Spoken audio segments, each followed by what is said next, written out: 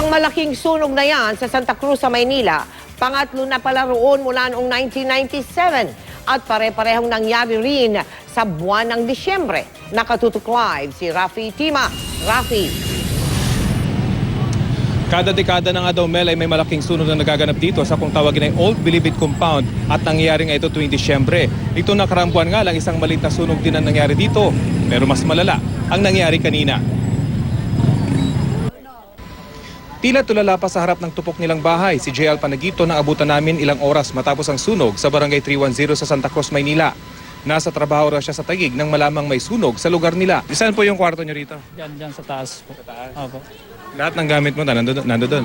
Wala, nagsunog talaga eh. Ang kapatid lang niyang babayang naiwan sa kanilang bahay, ligtas namang nakalabas.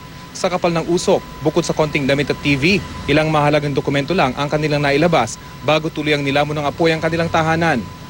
Sa kalapit na basketball court ng barangay, pansamantalang mananatili ang mga nasunugan. Agad namang dumating ang food truck ng lokal na pamahalaan ng Maynila at namigay ng lugaw sa mga nasunugan. May sako-sako na ring damit mula sa Manila City Hall ang dumating. Ang punong barangay nadamay din ng bahay sa sunog. Ano yung natira doon sa bahay niyo? Bandang kwarto lang po. Yung salas, kusina, nakuha lahat. Hindi pa kayo magpupunta ron? Nagpunta ako kanina, kanya lang naiyak ako dahil nakita ko, pinakita ko ng mga anak ko, sabi ko wag na. Mahigit 700 pamilya na nakatira sa mahigit 300 bahay ang naapektuhan sa sunog.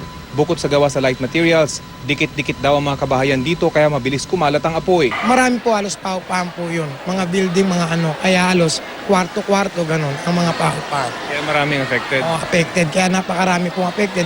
Sa aerial video ito, makikita ang mga nasunog na kabahayan na napapaligiran ng mga bahay na naisalba ng mga rumesponding bumbero. Bagamat mabilis ang pagkalat ng apoy dahil sa hangin, napigilan ng mga bumbero ang tuluyang paggapang nito patungo sa iba pang kabahayan. Bagamat may mga apoy at malakas pa ang usok, marami nang pumasok sa nasunugang lugar para mga lakal na mga pwede pang maisalbang gamit. Ayon kay Kagawad Laksina, pangatlong malaking sunog na raw ito sa lugar mula noong 1997. Lahat nangyari ng Disyembre at lahat umabot sa general alarm. Ibig sabihin, kailangan rumisponde ng mga fire trucks maging sa kalapit na rehiyon o probinsya. Kaya ang isang pamilyang aming nakausap, gusto na lang daw bumalik sa kanilang probinsya sa Zamboanga del Sur. Kasama ang 8 taong gulang na anak, kinokolekta ng mag-ina ang naisalbang gamit habang hinihintay makauwi ang asawa na isang gwardya. Ayaw ko na dito, hirap dito. Kung hindi ka makalabas ng bahay, lalo masusunog ka din. Kaya nga sabi ng asawa ko, kung maya magtulong sa atin, uuwi na lang tayo sa probinsya. Yung mga detainees, Mel, sa MPD Station 3 na inilikas kanina ay ligtas na naibalik sa kanilang kulungan dahil hindi naman nadamay yung estasyon ng pulis. Samantala ay narito na rin ang GMA Kapuso Foundation para mamigay ng tulong sa mga nasunugan na pansamantalang mananatili sa covered court ng Barangay 310 dito sa Santa Cruz, Maynila. Mel? Maraming salamat sa iyo, Rafi Tima.